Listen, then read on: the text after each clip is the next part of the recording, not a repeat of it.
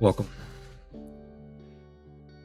to Fill Up on Facts, a podcast where we explore personal perspective and a variety of interesting and thought-provoking topics. Join us as we dive into the facts and share our unique insights on the world around us.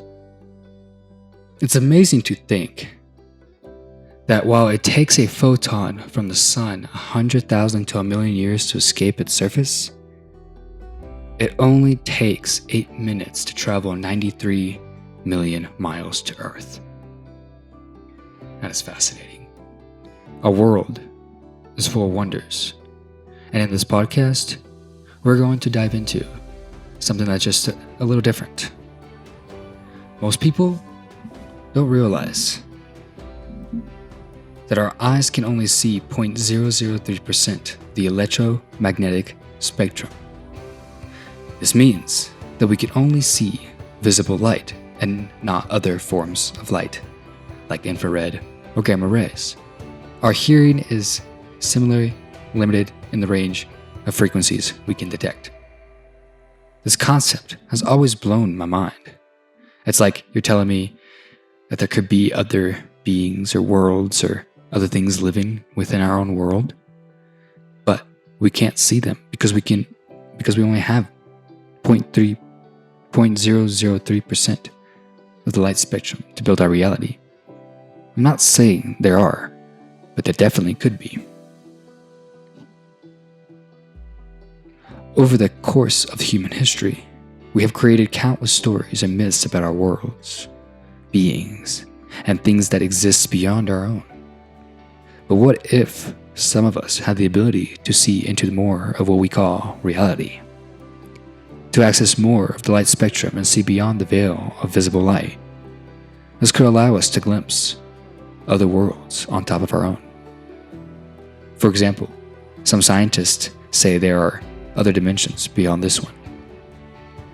There are theories, such as the superstring theory, that suggest the existence of up to 11 dimensions. Although this theory is not yet complete, the idea of other dimensions is a topic that combines philosophy and physics, requiring both thought and scientific evidence to develop a theory.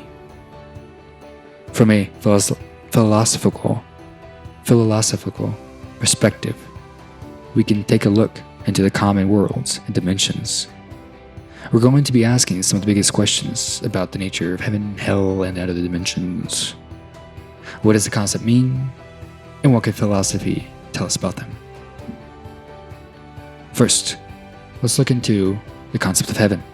In many religious traditions, heaven is seen as such a place of eternal bliss and happiness, where the soul of the righteous go after death. But what does it mean to be righteous? And how do we know who gets to go to heaven? Philosophers have long debated these questions, and there are many different theories about what heaven might be like. Some argue that is a physical place, while others see it as a state of consciousness or a spiritual realm. Now, next, let's consider the concept of heaven. In many religious traditions, hell is seen as a place of eternal punishment, where the souls of the wicked go after death. But what does it mean to be wicked? And why would a loving God punish people in this way? Again, philosophers have grappled with these questions for centuries, and there are many different theories about the nature of hell.